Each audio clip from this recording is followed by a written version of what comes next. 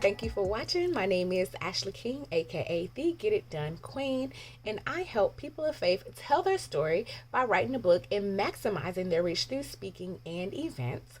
In today's video, I'm going to talk about fonts, particularly the fonts on your book cover. I have helped numerous authors design their book cover, and one of the things, or quite a few of the things that I come in, or I have a situation or issue with, especially when they've already had it created and maybe there's some things they want to change, is particularly their fonts. Generally, I'm going to say there's a difference between typeface and font. Let me just clarify that. So typeface, I think we're all familiar with Times. I think there's like a standard on our computers, or the Helvetica. But with Times, that's your typeface. It's like the category. But when you have font, then you have Times, like New Romans, italicized, bold. Those are your different fonts, okay? So particularly when you're dealing with a book cover, you don't want more than like 2 or 3 different fonts on your book cover. When you have more than that, it gets very distracting. Usually an author will want their book title to be in a certain font, and then maybe their author name to be in a different font that's maybe script or whatever. But it's very important that you pay attention or know the type of fonts that are generally accepted within your genre.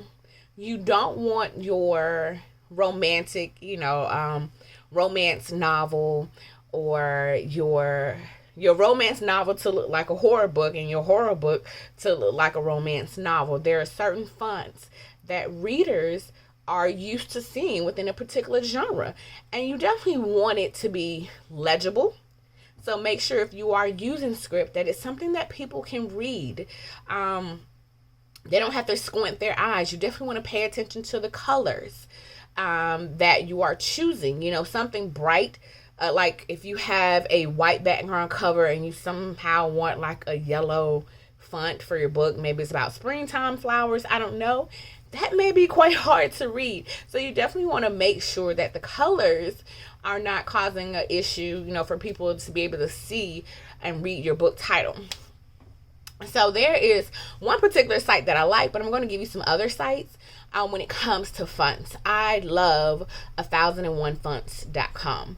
The reason why I love this particular website is because it allows the author to type in what they want, whether it's their name or their book cover, so they are able to see what it looks like. Because sometimes you may choose a particular font, but it doesn't have a character that works. So let's say if your book title has numbers in it, and you choose a particular font, and somehow that font doesn't have numbers, so it can mess up the whole thing, because you're like, oh my gosh, I'm in love with this font, and then your book can be 101 Dalmatians, but yet that font doesn't have 10 in their particular font family. So those are just things that you can think about. So once again, 1001fonts.com is a site that I recommend for you to go in, because you're able to type the book title, your name, and see how it works. Some other font websites you can go to is fontsquirrel.com. Fontsquirrel.com. I haven't used that one before. And dafont.com. And that's DAFONT.com. So dafont.com.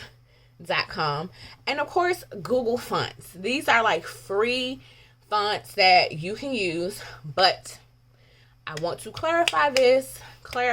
No matter what font that you use, make sure that you have the commercial rights. Check out the license, okay?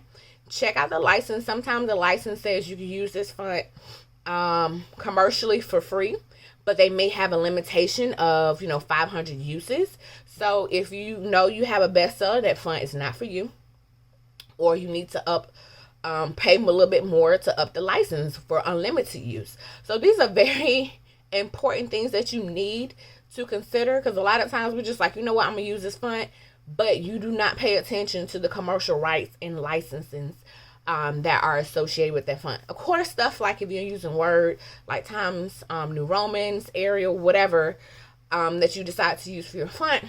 Those are free. The thing about that, guess what? Everyone is going to have those. And if you are using it for a book cover, it may not stand out. You know, that's something that everyone is going to have. Your book is not going to be as unique if you got like custom fonts. So one of a few sites that you can go to as far as fonts, if you want to purchase fonts, once again, please pay attention to the commercial rights and licensings that you have with these fonts, is creativefabrica.com, creativefabrica.com.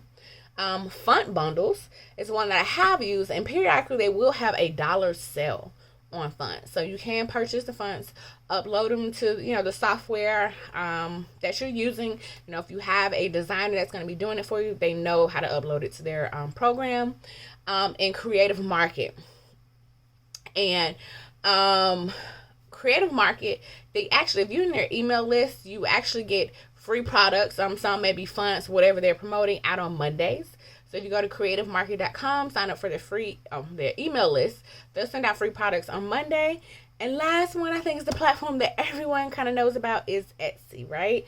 Etsy is another platform you can go and purchase fonts from. And so you definitely want to make sure, once again, do not get yourself in trouble by purchasing these fonts and it's only for personal use, and the designer find out because you got this bestseller and you get sued, and they come after you for that money. Okay, don't get yourself in that trouble. Pay attention, all right, to these. And if you want to use like Google Fonts, it's fonts.google.com. Yeah, fonts.google.com. Once again, you know, if you want to be, you know, stand out, have that creative font that really speaks to your genre for your book cover, purchase a unique font for your book. Make sure you pay attention to the licensings and the commercial use for that font. All right. If you have any questions, you can definitely reach out to me on my website, www.ashleymking.com. I don't know why I keep doing the www. Nobody do no www. But ashley.mking.com. Once again, ashley.mking.com. You can go to the About page and you can schedule a session to speak with me. So I hope that has helped you. Once again, no more than 2 to 3 different fonts on your book cover. Pay attention to the colors. Pay attention to the commercial rights. Do not get yourself in some legal issues. You know what I'm saying? Write a check your behind can't cash, all right? Make sure you pay attention to the commercial licensing rights when you are purchasing these fonts. All right? Thank you so much, and hope you have a blessed day.